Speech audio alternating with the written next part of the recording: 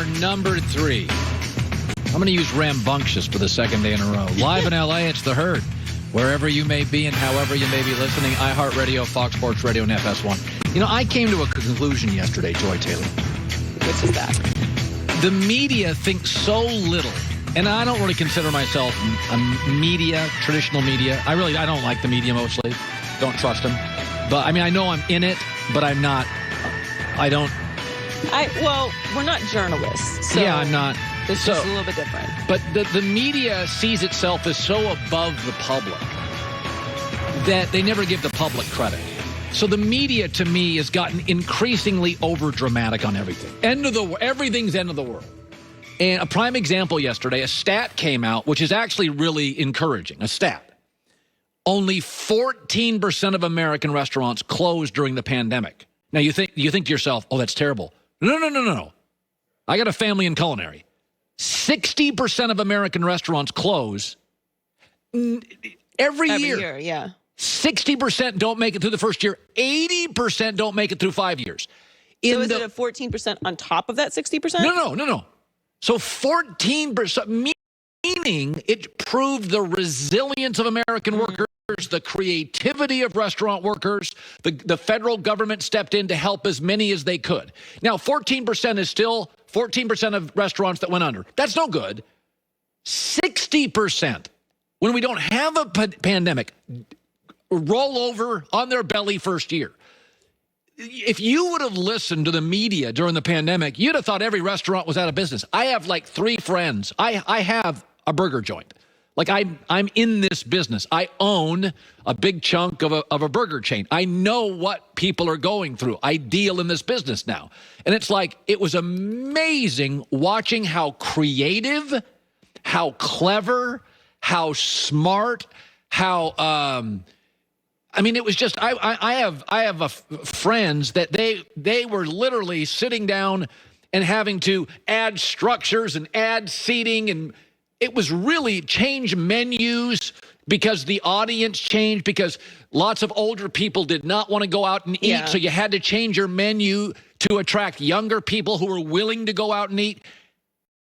And the restaurant industry has overwhelmingly survived an awful pandemic.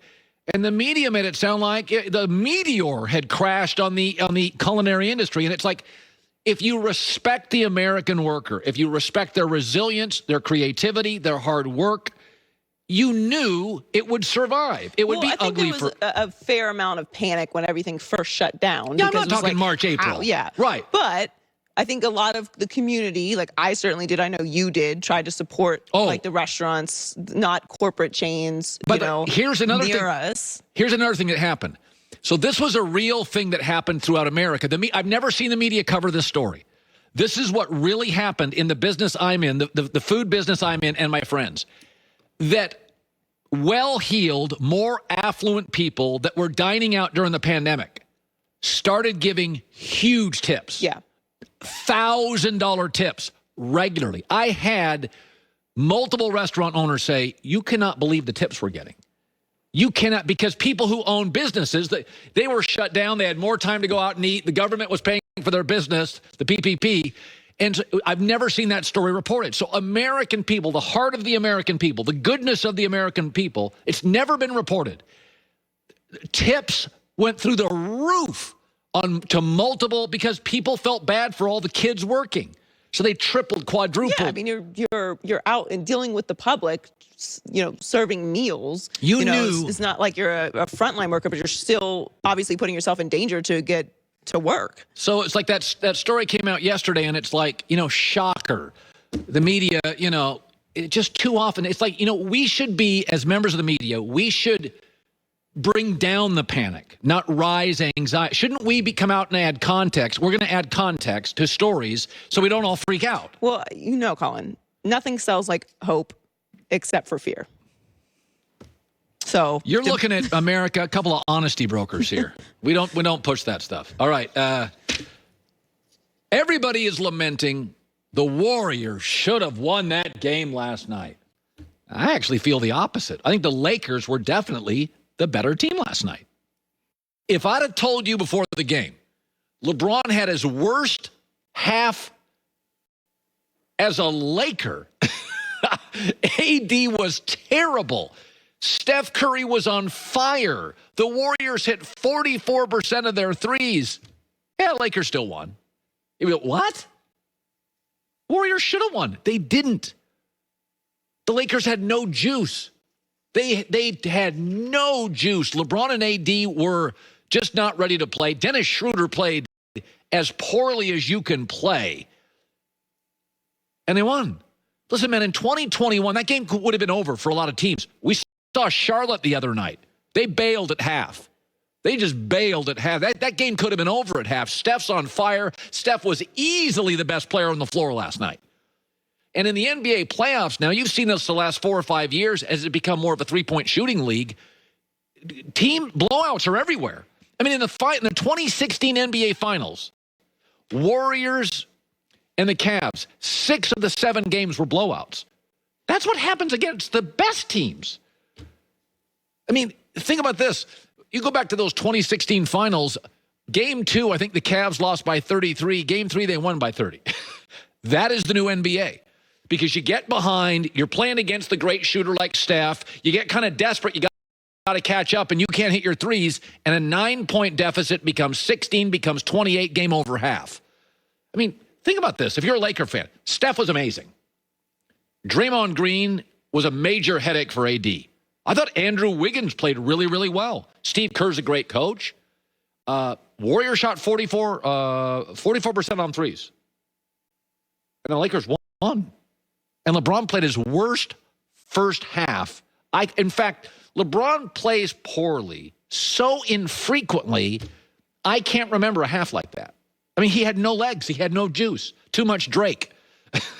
They went out the night before. So, in fact, I look at the Lakers last night. I'm like, oh, this is why they should be favored to win the championship. They did things that other teams can't do. They were great late in the fourth quarter. The Clippers aren't. They played great defense late. Brooklyn can't. They adjusted. Charlotte didn't. They played poorly for long stretches and won. That's hard to do in the NBA. That a lot of teams would have folded last night in the first half. So if you look at what's happening to the NBA since the three-point shot, players are now so effective. I mean, centers now shoot them. Joel Embiid and Anthony Davis couldn't pull out and shoot a three. You fall behind by 12 and 13, 14 points. A lot of teams pack it in. In playoff games, they pack it in. In finals, they pack it in.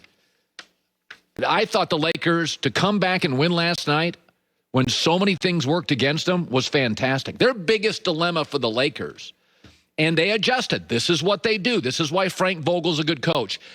They really struggle against certain teams having Anthony Davis and Andre Drummond on the floor at the same time. They're a little too heavy-footed. And Anthony Davis doesn't like to play the center or what they call the 5 or what they call the post. He doesn't like to. He's more of a finesse big. He wants to be out, moving around. He doesn't like, but they made him in the fourth. Get in there, big fella. Play the 5. Drummond did not play a minute in the fourth quarter, and LeBron and AD were great. But I saw adjusting, I saw fight, I saw resilience, I saw a team play poorly come back. I don't look at it any other way. I don't understand this. Warriors should have won. We don't frame legacies on good first halves. The Warriors were a hot mess in the third quarter. They had a ton of turnovers. The game went sideways. And the Lakers, in the end of the basketball game, the last 7 minutes, who was the better team? The Lakers. They should have won. Nice performance. Now, let me get into this. This just cracks me up. Remember when Jalen Suggs hit that great shot for Gonzaga, and everybody's like, oh, it's luck. And then Mark Few came out, and he said, no, he practices that all the time, like 35